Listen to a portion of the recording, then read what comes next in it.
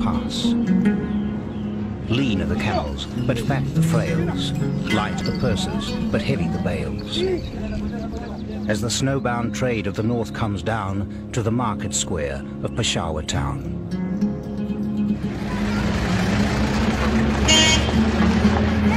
Adventure, mystery, tragedy.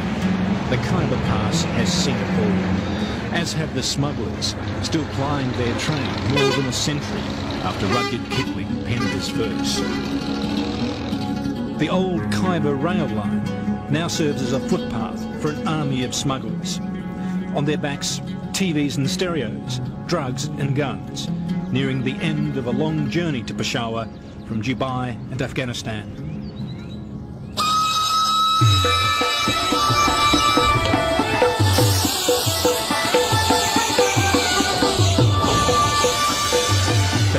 Often the line clears, meaning only one thing. The Khyber-themed safari is on its way.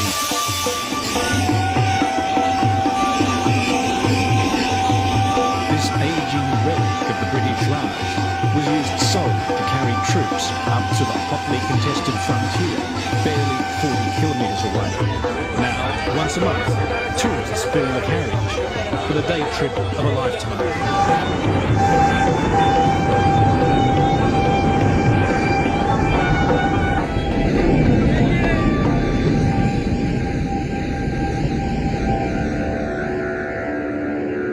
Just out of Peshawar town, a hurdle inconceivable in the glory days of empire.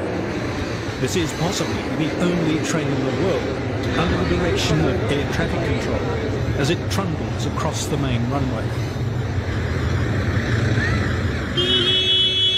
The next barrier is political as we enter the tribal area, the autonomous border zone that is beyond Pakistan law. Here we pick up our escort, a large party of armed tribal militia.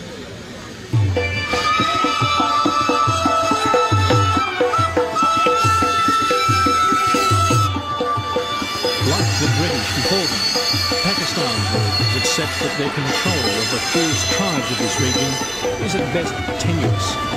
Better to let them run their own affairs in a society where carrying a gun is a birthright, where the Kalashnikov has replaced the old muzzle-loading desire.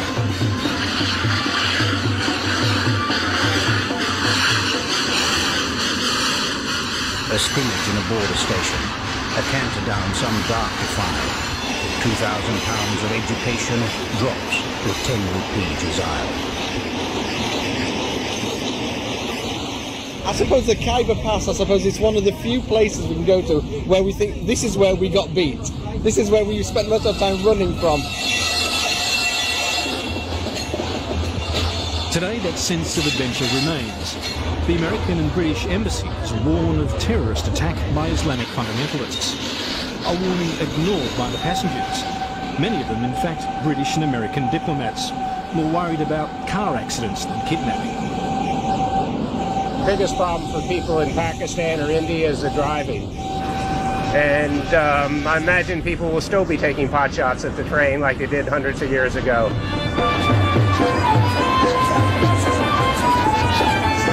For the train buster menu, some obscure facts.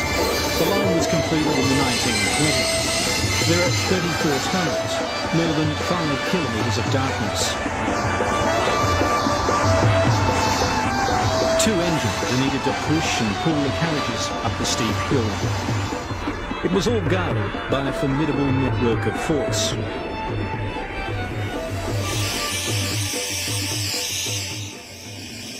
Thankfully, there's not a belligerent tribesman in sight, as at this point, the wheels quite literally fall off our little adventure.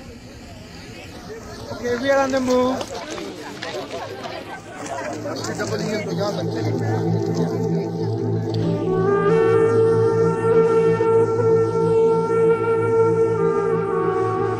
Every rock, every hill has its story, wrote a young newspaper correspondent named Winston Churchill in 1897. You can still find the proud emblems of half-forgotten British regiments that endured the long, lonely years up here. The allure of the Khyber has long proved irresistible to the adventurers of history. Alexander the Great, Genghis Khan and many others marched through the Khyber Pass, the strategic gateway to India, the gap in a mountain range called the Hindu Kush, meaning Hindu killer.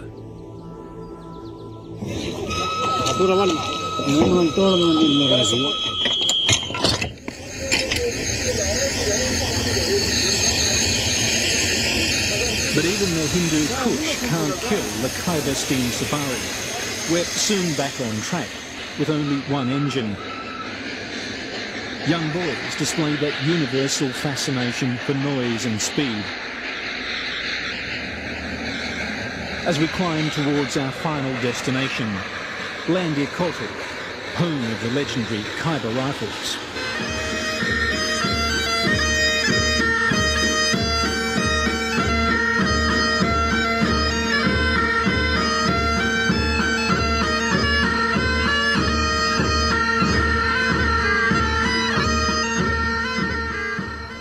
So, Captain, how important is the heritage of the Khyber Rifles? As for the history of the Khyber Rifles is concerned, as you know that the Khyber Rifles is the oldest unit of the civil armed forces throughout Indo-Pak subcontinent.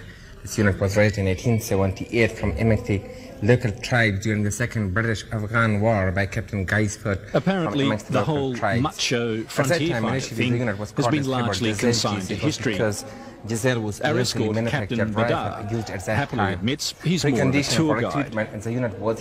How much pride do you have in serving in the Khyber Rifles? A lot. A lot. My father was a soldier here in the Khyber Rifles. Yeah. And you've followed in his footsteps? That's right.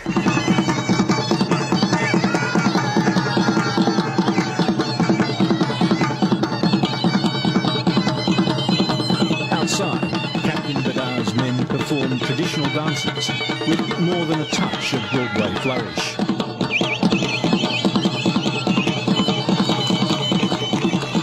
This is boutique tourism, carefully crafted for the cameras. You wonder what the hard men of history would have made of it all.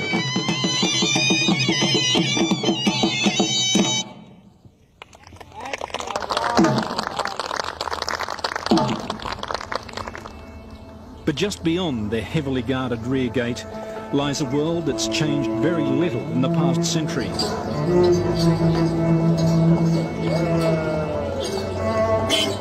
Landi Kotal, home to the fierce Pashtun tribesmen. These people still live and die by their ancient code of honour, Pashtun. They demand respect for their land, their faith and their women, who are kept largely under wraps behind closed doors. As guests, we're perfectly safe, insists Muzaffar Khan Nazir, tribesman turned government official. They are of the peculiar nature. They are more democratic, they are the best friends and they are the best enemies. They sacrifice their own lives, their property just for the sake of the friend. When somebody betrays him, so he is the best enemy. He will never forgive a person. And he takes the revenge at all costs, even after centuries also, his grandsons also.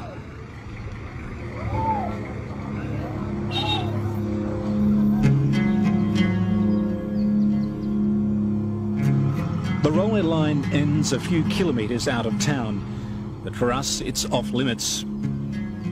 This was the very edge of the British Raj and is the boundary of modern Pakistan.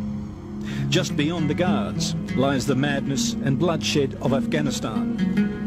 Conflict, it seems, is never far from the Khyber.